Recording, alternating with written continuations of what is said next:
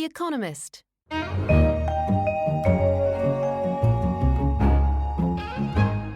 In London, this is The Economist, with Tasting Menu, a selection of the tastiest morsels from this week's issue.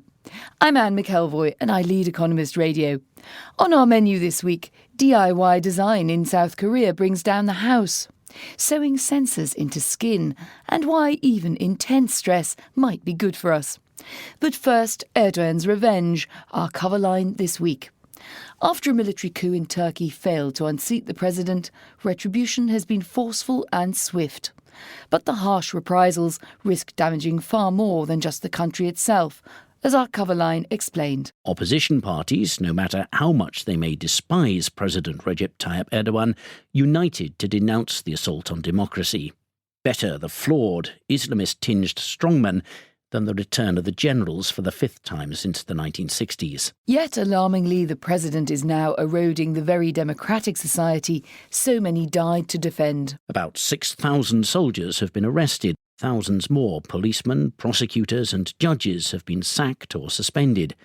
So have academics, teachers and civil servants, though there is little sign they had anything to do with the coup. The fallout from this brutal backlash risks leaking past Turkey's borders. Unrestrained, he will lead his country to more conflict and chaos. And that, in turn, poses a serious danger to Turkey's neighbours, to Europe and to the West. Handled differently, that failed coup could have made Erdogan the picture of democratic statesmanship. Mr. Erdogan could have become the magnanimous unifier of a divided nation, unmuzzling the press, restarting peace talks with Kurds and building lasting independent institutions.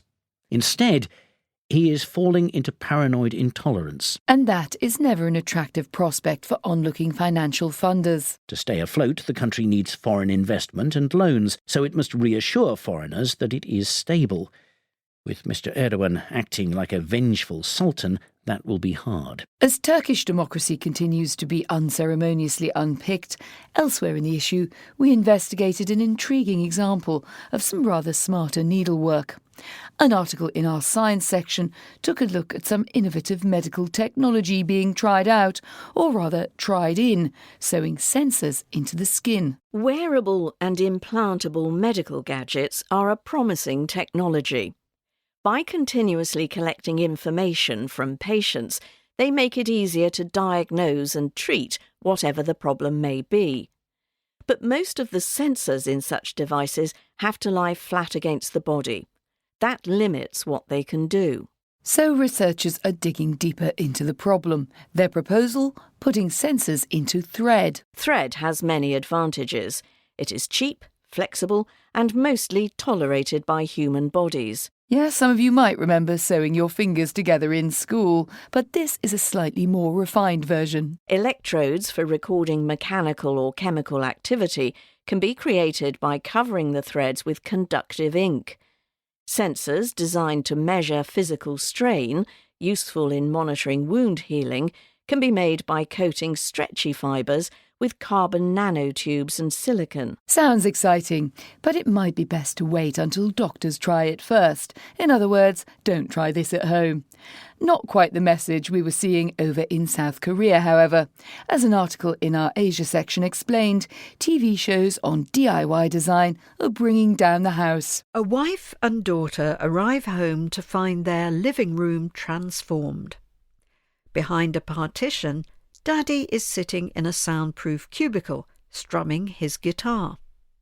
He offers his stunned wife a drink at his new bar and gleefully shows off his table football skills. Stunned may be rather an understatement. Indeed, they haven't just stepped into his imagination. He is the star of a recent episode of Macho House, a new television show that creates dream spaces for South Korean men. This show, we explained, is more about witty wisecracks than brilliant blueprints. But it taps into a growing desire among South Koreans to rearrange their private living spaces. One of the reasons, it seems, is a thrifty retreat from urban mayhem. Amid an economic slump, city-dwelling South Koreans are seeking solace in their cramped flats. They want time there to be very special, almost festive, says So Yoon Young, an architect and author. As South Koreans spruce up their zones of seclusion and slip away from the hustle and bustle, we flip through quietly to our international section, which took a surprisingly positive view of urban pressures. Stress is as common to city life as froth milk to cappuccinos, yet as we explained, new research suggests that even severe stress might be doing us some good. It has been linked to high blood pressure, headaches, stomach upset and insomnia. Some of those might sound a little too familiar, and stress can come at people from all sorts of different angles. One person may be stressed by exams, but happily swim with great white sharks. Another may have to take sedatives before flying, but adore speaking to a crowd. Yet now many scientists are saying that tackling stress requires a little lateral thinking. The same stress, perceived differently, can trigger different physical responses, with differing consequences in turn for both performance and health. Go on. People who have a more positive view of stress are more likely to behave in a constructive way. A study by Alia Crum of Stanford University's Mind and Body Lab found that students who believed stress enhances performance were more likely to ask for detailed feedback after an uncomfortable public speaking exercise. And thinking that stress isn't out to get us could make sure that it doesn't. Seeing stressors as challenges rather than threats invites physiological responses that improve thinking and cause less physical wear and tear. I would stress that you can read our full report in this week's issue, but don't get too worked up about it. It seems African bankers could do with a read after falling commodity prices seems to be taking a toll on their profits. Money Talks, our weekly podcast on business and finance, delved into the troubles stalking the industry. Here's Jonathan Rosenthal, our Africa editor, discussing the growing concerns about the system. A lot of what these banking crises, both in Nigeria and elsewhere in the continent, are exposing is a bit of a legacy of somewhat weak regulatory cover. The banking standards in Africa are not the same level as one sees elsewhere in the world. A lot of them still have to move into the kind of Basel II, Basel III tiers. Regulators really need to tighten up and clean out their systems. Riding the peaks and troughs of the world economy means that occasionally you might have to take a hit or two. For a more literal interpretation, you need turn no further than our business section this week. An article explored a once niche martial art, which seems to have grown into a world heavyweight. Bloodied bone visibly juts out of his ring finger, but Josh Emmett keeps on fighting. Watching it is an acquired taste. At the Ultimate Fighting Championship, or UFC, broken bones need not stop the spectacle.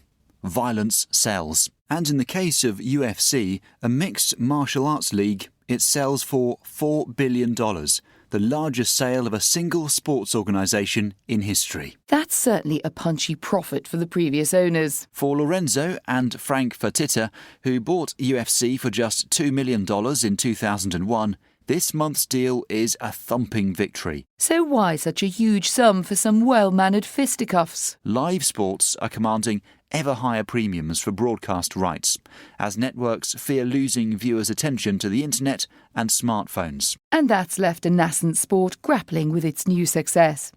We finish with a peek into the pages where no punches are pulled, the letters to the editor. One loyal reader wrote in to comment on a recent Johnson column in our Books and Arts section, in which a partial defence was offered for the passive tense. The shock.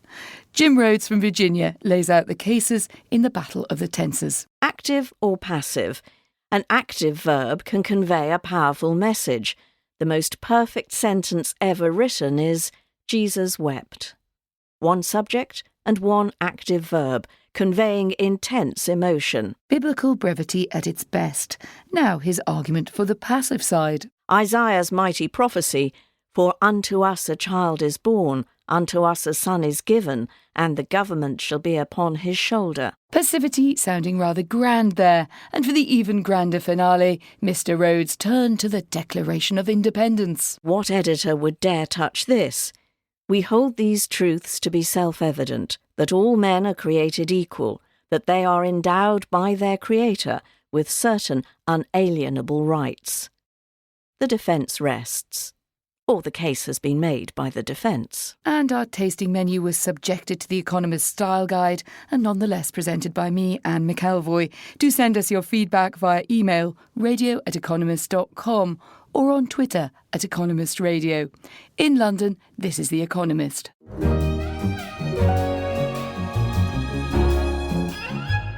The Economist.